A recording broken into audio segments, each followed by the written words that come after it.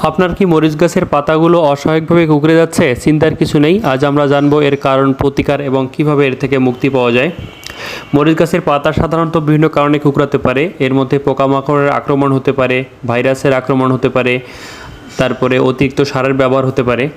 যদি পোকামাকড়ের কারণে পাতাগুলো কুঁকড়ে যায়, পোকামাকড় সাধারণত পাতার নিচে থাকে, এগুলো পাতার রস চুষে খায় এবং আপনার পাতাকে কুঁকড়ে ফেলে। এতে সাধারণত পাতাগুলো উপরের দিকে কুঁকড়ে যায়।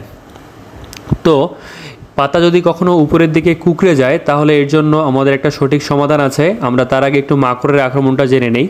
যদি মাকড় আক্রমণ করে, তাহলে আপনার পাতাগুলো নিচের দিকে কুঁকড়ে যাবে, অর্থাৎ আপনার পাতাগুলোকে উল্টানো নৌকার মতো দেখা যাবে। পোকা এবং মাকড় এই দুইটার সম্মিলিত আক্রমণ থেকে যদি আমরা আমাদের মরিচ গাছকে বাঁচাতে যাই, আমাদের দুইটা জিনিস ব্যবহার করতে হবে। একটা হচ্ছে ইমপেল 1 মিলি প্রতি লিটার পানিতে এবং টক্সিমাইট 1.5 মিলি প্রতি লিটার পানিতে।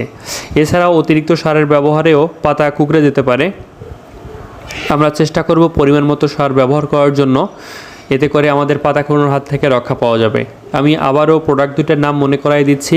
ইমপেল প্রতি লিটার পানিতে 1 মিলি এবং টক্সিমাইট প্রতি লিটার পানিতে 1.5 মিলি। ধন্যবাদ সবাইকে।